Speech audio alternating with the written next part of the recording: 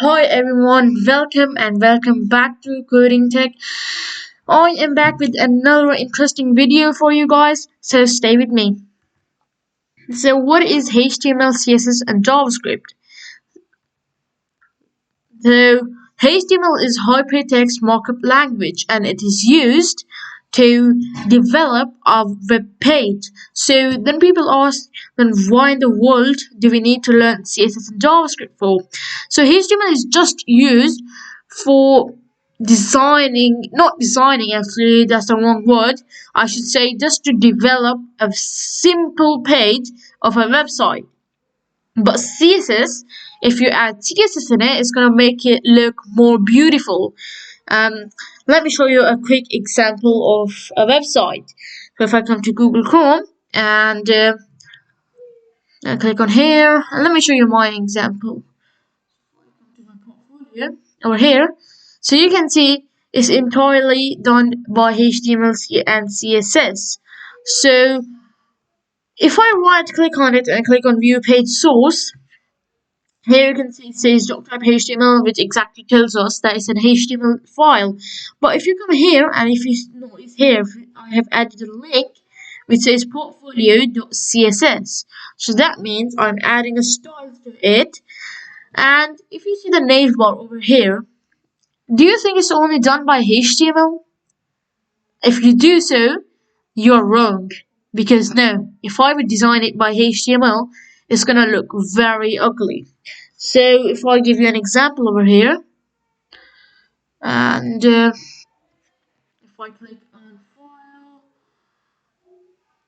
New File, and if I select a language HTML, if I do a link ref equals, I don't know, just add a hashtag because I don't want to add any links to it, of course. Then if I close it from here, and if I just say it home, and if I Control A, Control C, and paste it. If I save it, okay, just save it until whatever you want to save it with. If I right click on it and click on Open with Live Server, by the way, Live Server is the best extension to use. Okay, if you come to extensions and download it, you can just save it, right click and click on Open with Live Server like I did. And if I edit anything, I just have to save it from here, not to reload from here. So you can see, I mean, it's not that beautiful comparing to this one over here.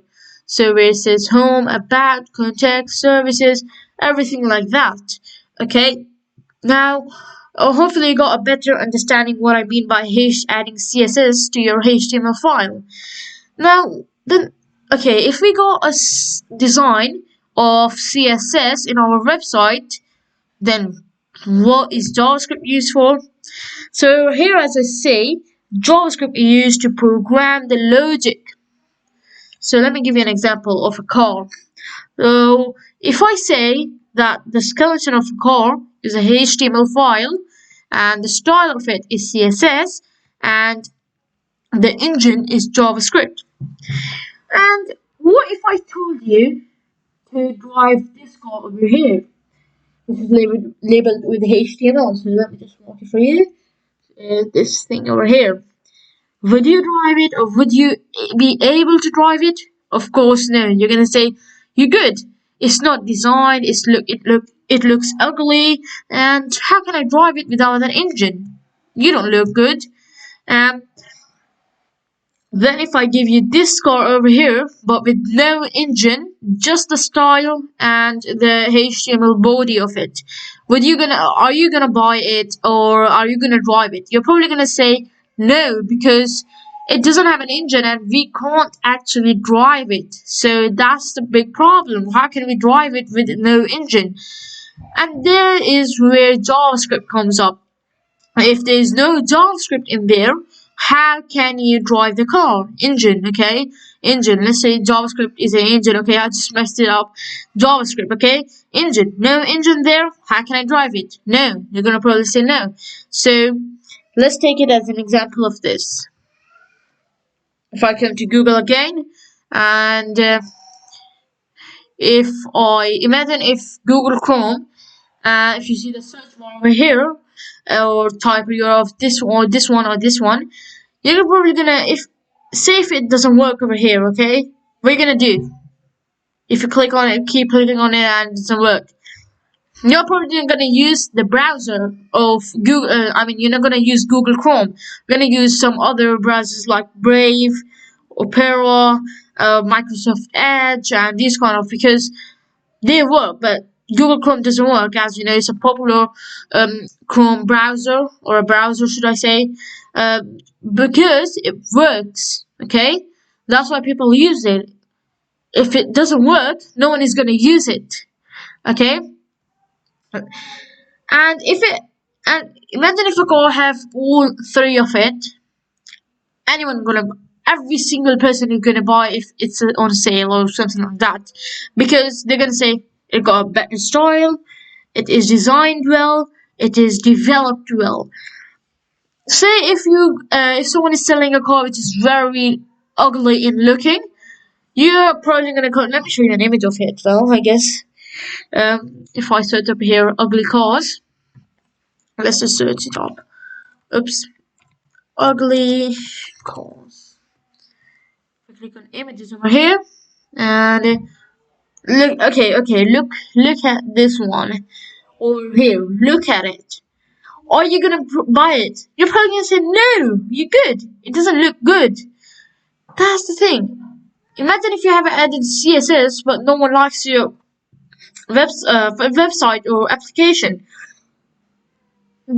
If you say why, and if you say I have designed it with CSS and developed it with JavaScript, you're gonna say, bro, look at the style you have added in there. Okay, is that style better? No. Okay, so of course no one is gonna buy that car. But if there's a car like this one, they're probably gonna buy it. Okay, so that's the difference between JavaScript, CSS, and HTML. Hopefully you're gonna get a better understanding on it. So the HTML tags, if you go into any website and if you right click on them and click on view page source, first thing I'm damn sure on is you're gonna see this over here, doc type HTML, because it's actually telling it that's an HTML document. And over the HTML one is the HTML, the root of the HTML page. The title is the title, obviously. It's very simple. Whenever you open a Google Chrome, over on the tab, you see it's saying new tab. On the body section, it's the main body of the paragraph. And when you add the tag h1, it is known as headings. You're going to add a heading in there. Next, we're going to learn closing tags. All of the tags have a closing tag. Well, not all, but most of them does have a closing tag, like headings. H1, you have to close it. Paragraph, you have to close it. So this is a closing tab over with a slash, and that's a closing tag over there. So here you can see every single tag taking from paragraph to H1 to an A element, which I just showed you in the navbar thingy. When I clicked on the button and say slash, and it does automatically comes up, but I think that's only in Visual Studio Code. In Sublime Text 3 you have to click on slash, and then it does come up. So yeah, these all are the closing tags we need. Okay, if you don't have a closing tag, most of the time your code isn't gonna work, because the closing tag is the most important thing.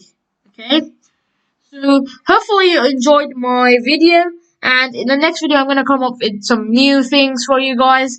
Till then, bye bye.